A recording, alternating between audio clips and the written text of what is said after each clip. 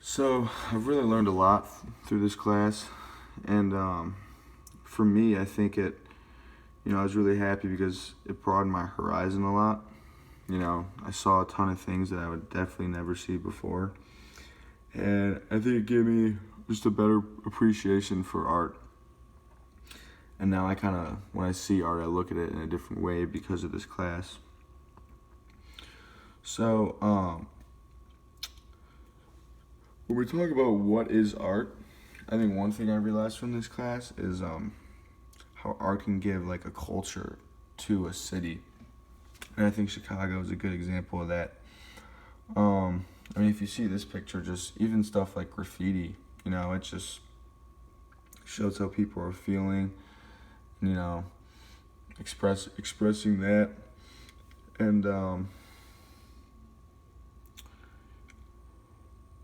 another thing I like about Chicago art is, you know, the interactive pieces, like the one in Millennium Park and the Bean. I think those are really cool, and it's really cool when people, I show people from Chicago from out of state, and they get to see that stuff.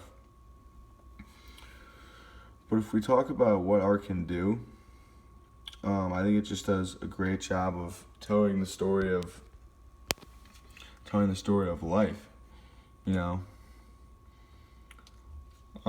So this picture here is the one I picked because a lot of our history is war, and this shows what warriors fought in. And I think another thing is it's interesting how artists used art as like a sort of propaganda. This one, example, he's flexing his muscles, stepping on someone that he's battling. He's got a smile on his face. And I feel like, if you're showing that you're dominating your opponent, then that gives trust in the government. So I think it's a very effective tool. Another thing in these war pieces that I realized was it shows the hardship. There was one painting in particular at the Institute where a man was holding a dead body, and it really emphasized the emotion of going through war, I think. Another way I can tell this story is how I could show the inequality. I like this picture a lot because, if you look at the details, it really just shows that, the little things are so important. You have snowing, the public transportation. It just shows the hard struggles of someone living in Chicago. This next one I like a lot because, it's showing this man getting sprayed with such intense water. And, if you saw this in a newspaper and you didn't know the reality of the situation, this can be really shocking to you. So I find this one really interesting because you can't really describe what this guy is going through.